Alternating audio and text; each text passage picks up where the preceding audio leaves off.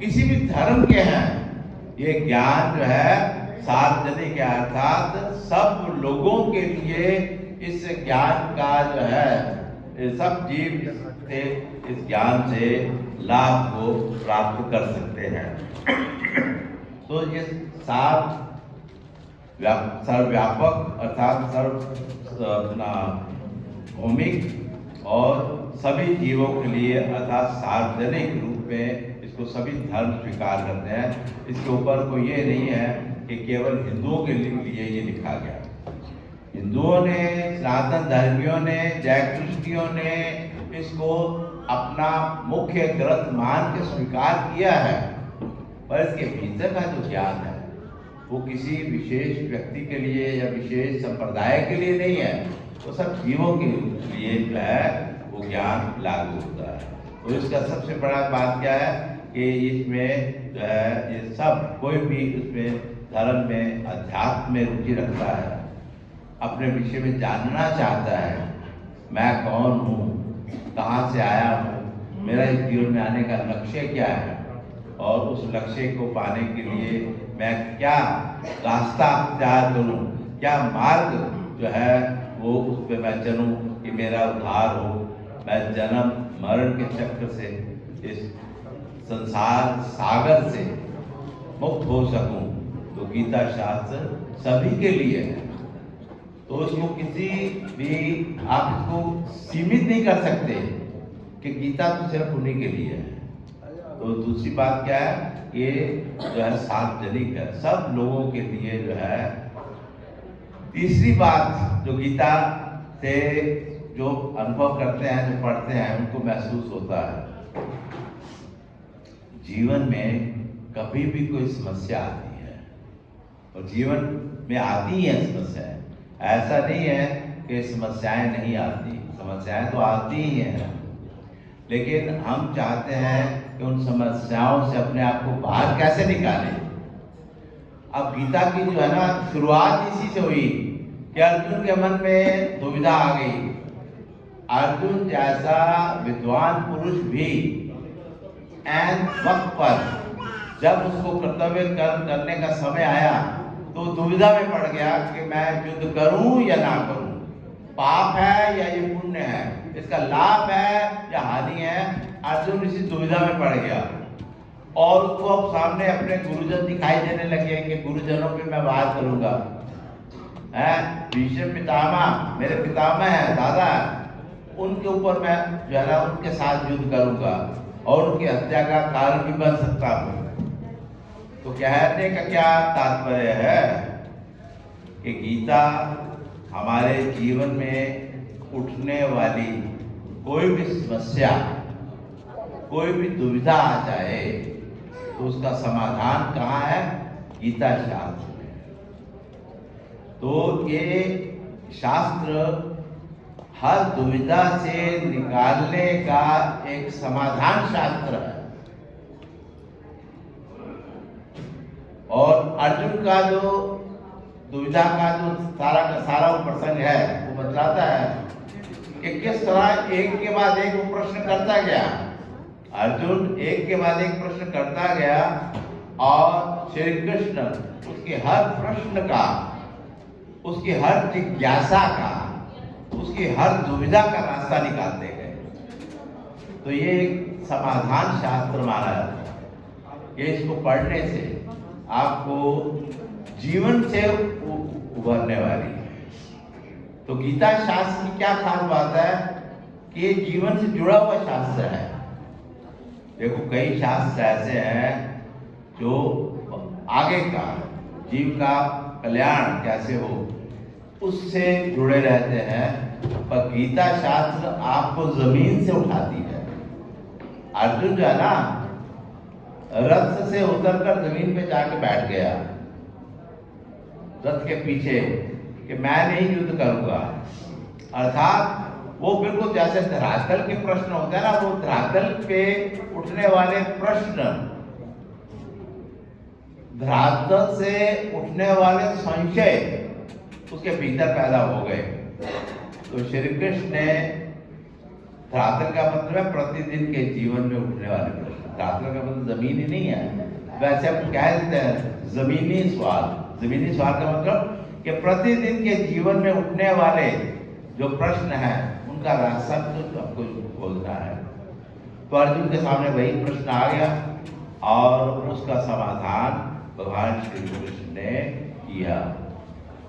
तो गीता शास्त्र का जो एक मुख्य लक्षण क्या है कि प्रतिदिन के जीवन में उठने वाली समस्याओं का निदान करना, समाधान करना, उसमें से बाहर निकालना। और अर्जुन उसका सबसे बड़ा प्रमाण है।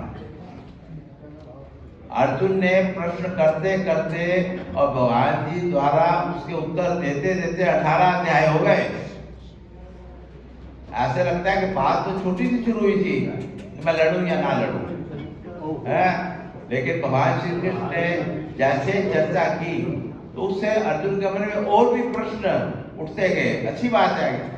जिज्ञासा किसके मन में उठती है? जो ज्ञानी है, जिसकी बुद्धि जो है ना सक्रिय है, जिसकी बुद्धि में सकारात्मकता है, पॉजिटिविटी है। तो इसीलिए अर्जुन प्रश्न करते गए और भगवान श्री कृष्ण उसके उत्तर देते गए। करते करते 700 श्लोक हो गए, 18 अध्याय हो गए। ये गीता शास्त्र का एक बड़ा विलक्षण लक्षण है कि किस तरह से। तो हम भी देखते हैं कि अर्जुन के मन में जो प्रश्न उठ रहे थे वैसे प्रश्न थे जो किसी भी इंसान के हृदय में उठ सकते हैं। क्योंकि अर्जुन, देखो गीता में 2 मुख्य बात है, ये हमको ध्यान रखना चाहिए। अर्जुन के मन में जो दुविधा थी वो क्या थी? अर्जुन के मन में ये दुविधा थी कि मैं युद्ध ना करूं और युद्ध से भाग जाऊं। भाई मेरे बस का नहीं है लड़ना, अपने दादा से, अपने गुरुओं से या अपने संबंधियों से, अपने भाईजनों से लड़ना। तो वो क्या करना चाहता था? वो भागना चाहता था। उसको कहते हैं पलायन करना। हमारे जीवन में भी ऐसे बड़े मौके आते हैं कि जिंदगी में कोई समस्या आती है ना, तो हम सोचते हैं भाग जाए यहाँ से। मेरा दिल करता है मैं तो चली जावा, मेरा दिल करता है मैं तो नस जावा। तो ये नस जावा क्यों? पलायन। अर्जुन भी यही कह रहा है कि मैं तो जा रहा हूँ, मैं जंगलों में जा रहा हूँ, मैं भिक्षा मांग के गुजारा कर लूंगा। वो अपने लक्षण क्या बतलाने लग गया अर्जुन। देखो वही लक्षण हम में आते हैं। जो लक्षण अर्जुन में आए वो हमारे में भी आते हैं, आज भी आते हैं, वैसे ही आते हैं। वो कह रहे हैं मेरा शरीर कांप रहा है, मेरा गला बैठ रहा है, मेरे को ज्वर हो रहा है, मेरे गोडे ज्यादा लड़खड़ा रहे हैं, मैं खड़ा नहीं रह पा रहा, मैं नहीं लड़ सकता। जो लक्षण जो है अर्जुन के भीतर उस समय दिख रहे हैं, वही लक्षण हमारे भीतर भी आते हैं। और हम भी क्या करना चाहते हैं कि मैं भाग जाऊं यहाँ से, निकल जाऊं यहाँ से, मेरी जान छूटे। और वह अर्जुन जो है भगवान श्री कृष्ण से यही कहते हैं कि मैं जो है भिक्षा मांग के गुजारा कर लूँगा, मैं जो है जंगलों में रह लूँगा, लेकिन मैं लड़ूंगा नहीं ये इस जमीन के लिए। अब वो ऐसे ज्ञानी की बातें करने लगा जिसके ज्ञान में अज्ञान भरा होता है। कई बार ऐसे हमारे से चर्चा होने लग जाती है कि ऐसे लगता है ये बड़ा ज्ञानी है, ये बड़ा ज्ञानी है। तो ज्ञानी है लेकिन उसके अंदर अज्ञान भरा होता है। कैसे? अर्जुन का प्रमाण ले लो। अर्जुन भगवान श्री कृष्ण ने भी कहा कि तू बातें बड़े ज्ञानी की कर रहा है, हिंसा नहीं करनी चाहिए, हत्या नहीं करनी चाहिए, बड़े गुरुजन है उनका आदर सम्मान होना चाहिए। लगता है बातें बड़े सियाने नहीं करता पे, पर उन सियाने बातों के अंदर अज्ञान छुपा हुआ है, डर छुपा हुआ है, कर्तव्य कर्म भागने का भाव छुपा हुआ है। तो गीता से आपको क्या संदेश मिलता है? भगवान श्री कृष्ण क्या कहते हैं? इन बातों को आप थोड़ा नोट कीजिए, आपके जीवन के जुड़ी बातें आपको कह रहे हैं। इस जीवन में कर्तव्य करने से भागो मत। Never run away from doing your duty. कठिन से कठिन ड्यूटी भी आ जाए, मुकाबला करना सीखो। कठिन से कठिन परिस्थिति भी जीवन में आ जाए तो उसकी कठिनाई को देखकर हम भागने का जो है ना सोच लेते हैं कि यहाँ से भाग जाओ। तो श्री कृष्ण कहते हैं कि ऐसी कोई भी परिस्थिति आ जाए, विषम से विषम, मुश्किल से मुश्किल सामना, तुम पुरुष हो, पुरुष को पुरुषार्थ करना चाहिए। पुरुष को क्या करना है? पुरुषार्थ करना चाहिए। तो कभी भी पलायन मत करो। ये जिंदगी के एक नियम बना लो कि हर हालात का सामना करना है।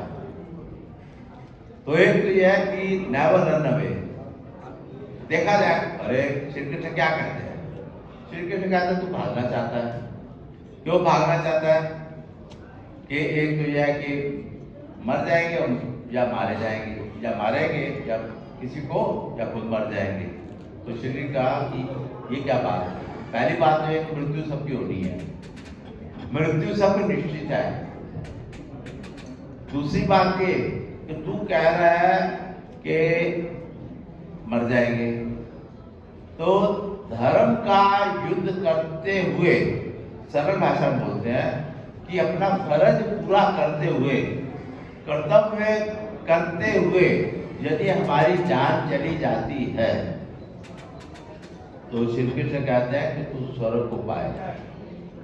जो व्यक्ति अपने कर्तव्य को निभाते हुए, अपनी ड्यूटी करते हुए, जिसके प्राण चले गए, मारा गया युद्ध में या प्राण चले गए, जैसे एक सैनिक है, उस अपना युद्ध लड़ रहा है और उसमें उसके प्राण चले गए, वो जो प्राण चले गए वो प्राण जो है, जो क्या है, श्री कृष्ण कहते हैं कि तेरे को स्वर्ग प्राप्ति।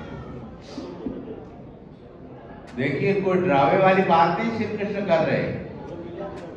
श्री कृष्ण ही एक ऐसे अवतार है जो डरा नहीं रहे हैं। कह रहे कि अगर तू मारा गया, मरना अवश्य भावी है ही है, अगर तू कर्तव्य करता हुआ मारा गया तो तू अर्जुन स्वर्ग हो जाएगा।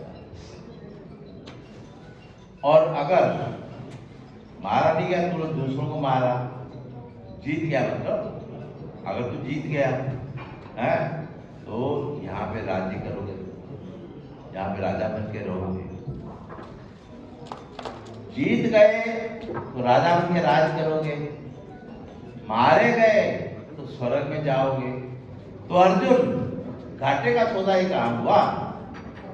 इसमें घाटे का सौदा क्या है? तू घबराया हुआ है और भागना चाहता है, मैं नहीं लड़ता, लेकिन तू ये तो देख, तो तू जो है जो बातें कर रहा है, लगता तो है तो बड़ी सियानी बातें कर रहा है, लेकिन ये सियानी बातें नहीं है। वो बातें जो है ना वो कर जो कि व्यवहारिक तौर के ऊपर, धर्म के तौर के ऊपर, शास्त्र के तौर के ऊपर तो सही हो।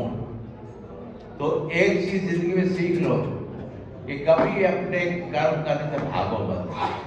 कर्तव्य कर्म करने से भागना नहीं है। दूसरी बात जो गीता में श्री कृष्ण अर्जुन को सिखा रहे हैं, बतला रहे हैं, वो क्या है?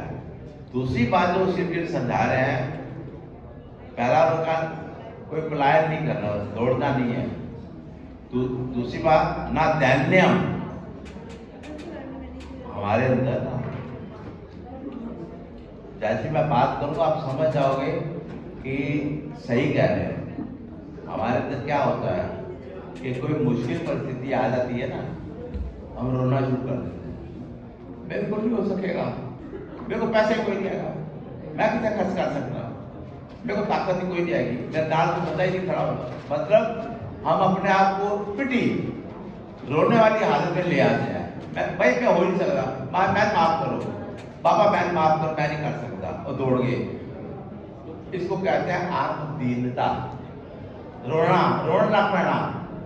किसी ने क्या, आपको हालातों ने एक ऐसी अवस्था में ले आए कि आपको लड़ना है, उसका मुकाबला करना है, लेकिन आप डर गए और आप रोने लग गए। नॉट पॉसिबल, ये तो हो ही नहीं सकता। मान लो आप उन्होंने कहा कि खर्चा करना पड़ेगा सर ना, मेरे को पैसा ही कोई नहीं आएगा, मेरे आपने रोटी से लाले पे हुए मैं कि तो पैसा दे आऊंगा। अच्छा पैसा नहीं दे सकता, चाह तुम कुछ मदद नहीं कर, मैं टाइम कोई नहीं आएगा, मैं तुम वहां तो निकल नहीं सकता, मैं घरों निकल नहीं सकता। मतलब आपने हर वो बहाना लगाया जिसमें आपने अपनी मजबूरी शो की। भाई टंका चैनल नहीं हो सकता, मेरा पीछा छाड़ो, हम भाग के बाद। इसको बोलते हैं सेल्फ पिटी, अपने ऊपर ही तरस खा रहे हैं, हम खुद ही रो रहे हैं, अपनी दुर्बलता के ऊपर हम खुद ही रो रहे हैं। कोई दूसरा नहीं कह रहा कि तेरे अंदर दम ही नहीं है। अर्जुन को किसी और ने आके कहा था कि तेरे अंदर दम नहीं है। अर्जुन जो है वो खुद ही कह रहा है कि मेरे को तो बुखार चढ़ गया है, भगवान जी मेरे को ज्वर हो गया, मेरा सारा शरीर कांप रहा है, वो खुद कह रहा है मेरे से खड़ा ही नहीं हुआ जा रहा, मेरा गला बैठ गया, मेरा ये हो गया, मेरा वो हो गया, मेरे अंदर ताकत ही नहीं रही। जो बातें अर्जुन ने कही वो हम रोज करते हैं। हमसे कोई सवाल डाल दे सही कि ये आपने जरा काम करना है, बात फिर मेरे को मानने दे बात, तो उसमें क्या है कि हम कहते हैं पैसा ही कोई नहीं आएगा, करते तो दिया कोई रिश्तेदार साथ में मंगना आ जाए, है पैसा चंगा पड़ा, पर खुद ही ऐसे अंदर कमजोर आ, कच्चे कड़े आ, जरा जाए कच्चे कड़े मारो तो टूट जाता है, पक्का कड़ा हो तो थोड़ा वो तोड़ने टाइम लगता है। हम सब कच्ची मिट्टी के बने हुए कच्चे घड़े हैं, जो जरा सा भी कुछ ऐसा करता है तो एकदम से छेक हो जाता है। तो श्री कृष्ण अर्जुन को क्या कहते हैं, ऐसे सेल्फ पिटी, ऐसे आत्मदीनता मत दिखा। अर्जुन तू क्षत्रिय है, अब भगवान श्री कृष्ण ने उसके अंदर पॉजिटिविटी भर रहे हैं, उसके अंदर ताकत भर रहे हैं। तो हिंदुस्तान का सबसे बड़ा धनुर्धारी आर्चर, तीर कमान चलाने वाला आर्चर बोलते हैं उसको, धनुर्धारी महायोद्धा, महारथी तू, राजकुमार तू, खानदान तेरा क्षत्रियों वाला, राजकुमार कहलाता है तू, है तो तेरे भरोसे ही पांडव लड़ने को आगे आए, और आज तू मेरे सामने खड़ा हुआ है, ये क्या आंसू बहा रहा है, मेरे हाथ पैर कांप रहे हैं, मैं लड़ नहीं सकूंगा, मैं ये मैं वो मैं वो। तो दूसरा हमको संदेशा गीता से क्या मिलता है, अपनी ताकत को पहचानो, नो योर क्वालिटीज। अर्जुन अपनी क्वालिटी भूल गया ना,